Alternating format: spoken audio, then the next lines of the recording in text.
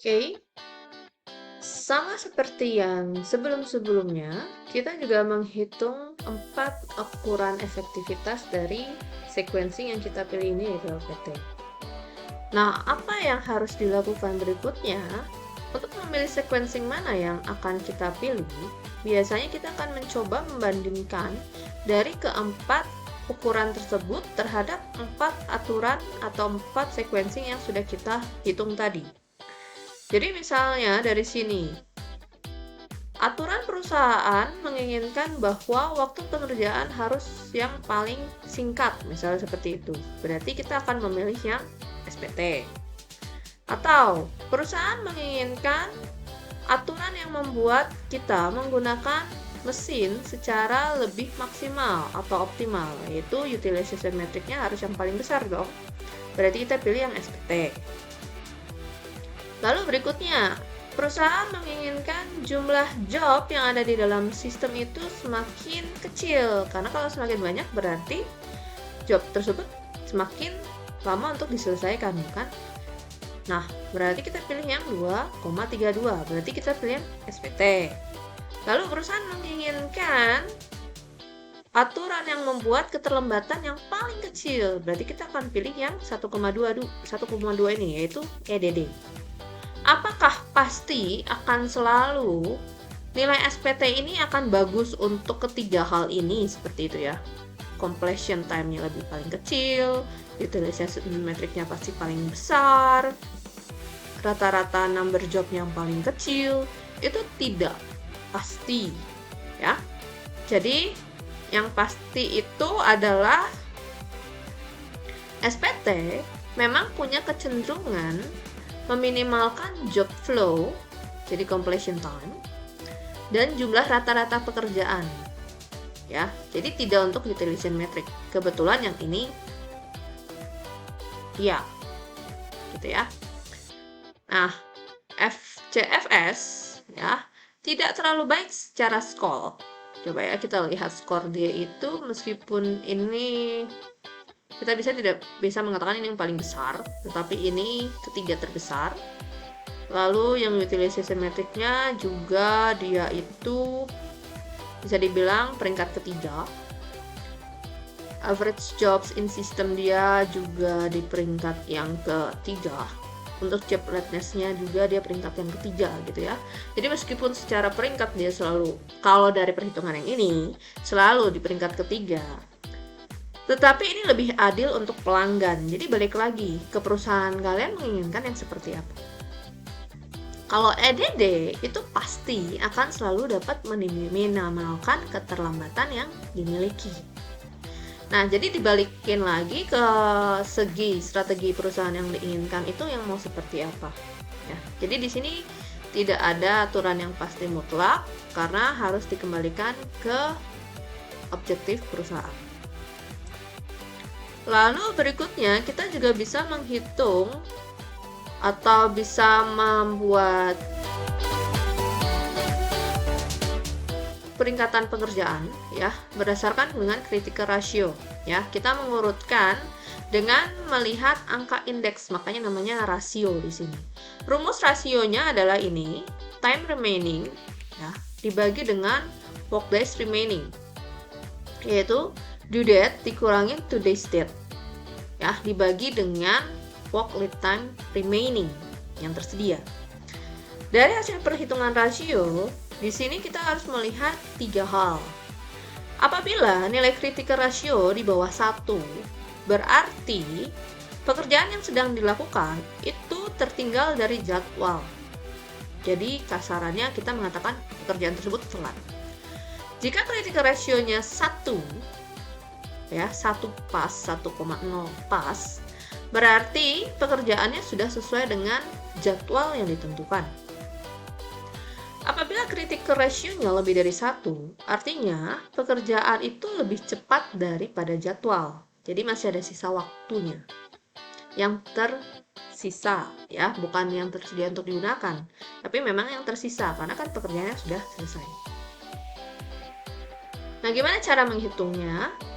Misalnya, kalian lihat di sini hari keberapa dari semua pengerjaan ini dilakukan. Misalnya kita ada 3 pekerjaan. Ternyata ini adalah hari ke-25 dari ketiga pekerjaan ini. Oke. Nah, si Zico Medical Testing Laboratories ya, ini mau melihat kira-kira pekerjaan ini masuk ke critical ratio yang mana? Job A due date 30 hari, B 28 hari, C 27 hari. Dengan waktu pengerjaan yang tersisa dari perusahaan yang kita punya itu adalah 4 hari untuk A, 5 hari untuk B, 2 hari untuk C. Nah, kita mencoba menghitung critical ratio-nya. A, ya, due date dikurangi dengan hari ini ketika kalian melakukan perhitungan ini, itu hari keberapa, dibagi dengan sisa waktu yang tersedia, 1,25. B, sama caranya, due date dikurangi dengan hari ketika kalian menghitung critical ratio dibagi dengan jumlah hari yang tersedia, yaitu 0,6. Yang C, due date kita kurangin dengan hari ini yang kalian hitung hari ini, critical ratio-nya hari ke-25 dibagi dengan waktu yang tersedia, dapat nilainya 1. Seperti yang tadi saya infokan, kita akan memprioritaskan kira-kira job mana duluan nih yang harus cepat diselesaikan, seperti itu. Jadi jika dilihat dari rasio yang ini, ya, jika critical ratio-nya kurang dari 1, berarti itu kan terjadi keterlambatan, ya kan? Berarti kita harus menyelesaikan si B terlebih dahulu, makanya priority order dia yang pertama, yang B. Lalu berikutnya, ternyata di sini yang C nilainya pas, berarti dia mengikuti jadwal 1,00.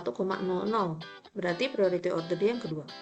Lalu yang A, dia ini lebih cepat dari jadwal yang ditentukan, yaitu 1,25 karena lebih dari 1 kan.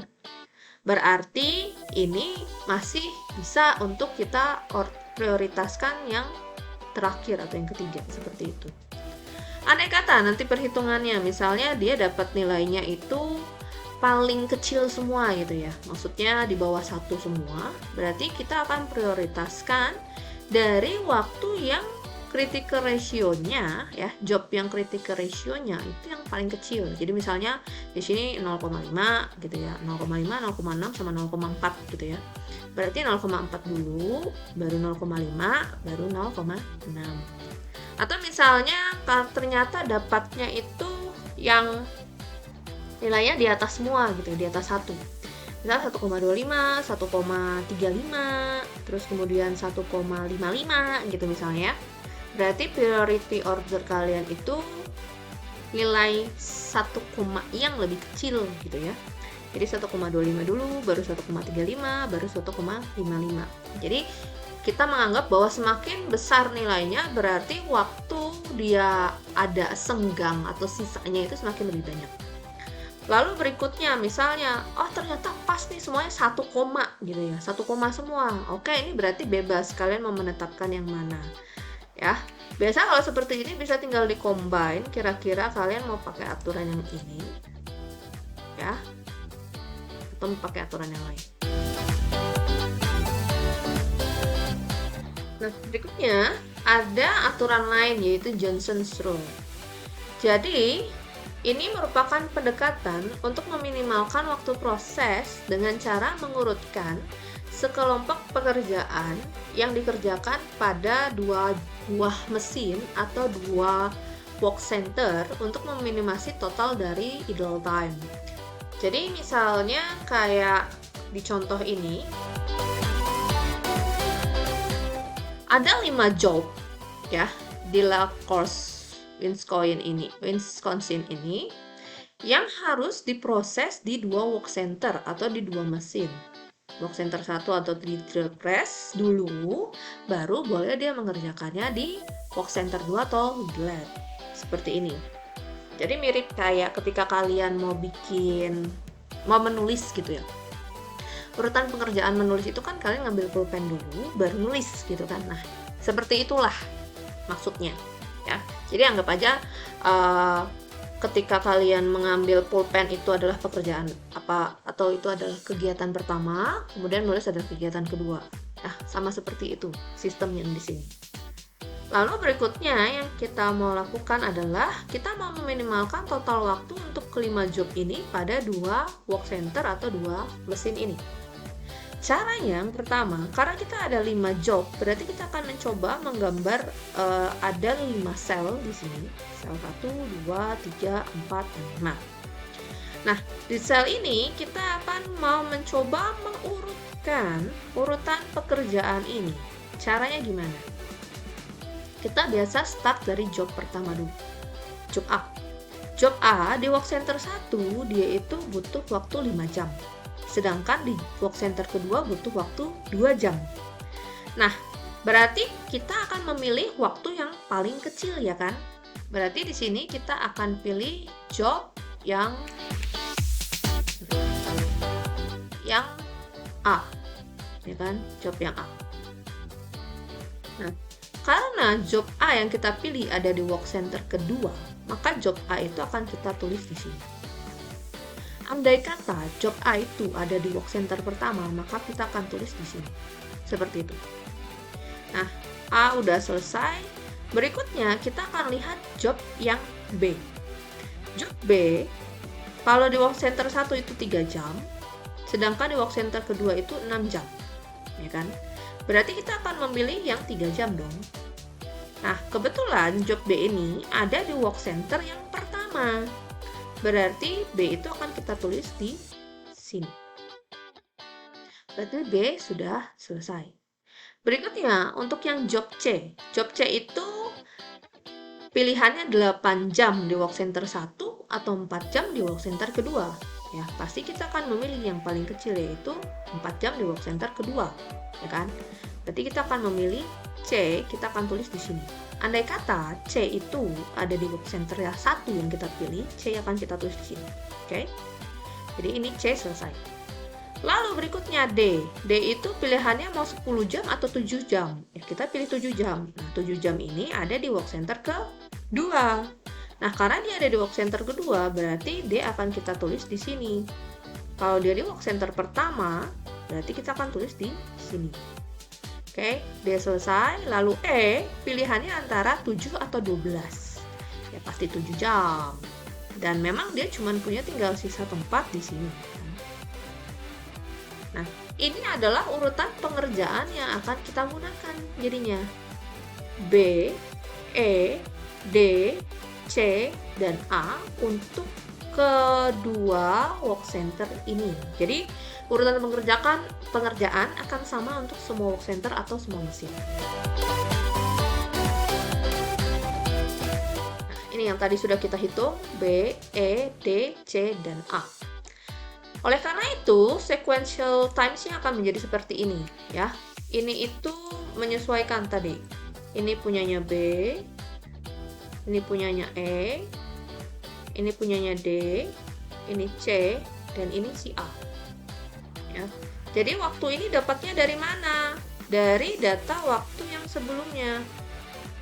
Nih, ya B itu kan di work center B dulu kan. B itu di work center 1 adalah 3, work center 2 adalah 6. Makanya work center 1 3, work center 2 6. Lalu berikutnya E. E itu kan 7 dan 12. Makanya di sini work center 1 7, work center 2-nya 12. Jadi ikutin sequencing time-nya ini, tetapi dengan mengikuti waktu dari si job tersebut. Oke. Nah, berikutnya yang kita lakukan itu kita akan menyusun waktunya ya. Jadi saya ulangi lagi. Ini punyanya B, ini punyanya E, ini punyanya D, ini punyanya C, dan ini punyanya A. Nah, yang harus kita lakukan pertama adalah berarti B harus dikerjakan terlebih dahulu, kan? Nah, ketika B dikerjakan pertama, berarti startnya dari time yang pertama dong, awal sampai waktunya 3 jam. Berarti B akan dikerjakan selama 3 jam di work center 1. Nah, berikutnya di work center 2 berarti ada pengerjaan nggak ya, gitu kan? Karena B adalah urutan pengerjaan yang pertama, berarti tidak ada pengerjaan lain sebelum B, ya kan? Berarti di work center kedua, ini kita warnai dengan warna idle ini. Oke,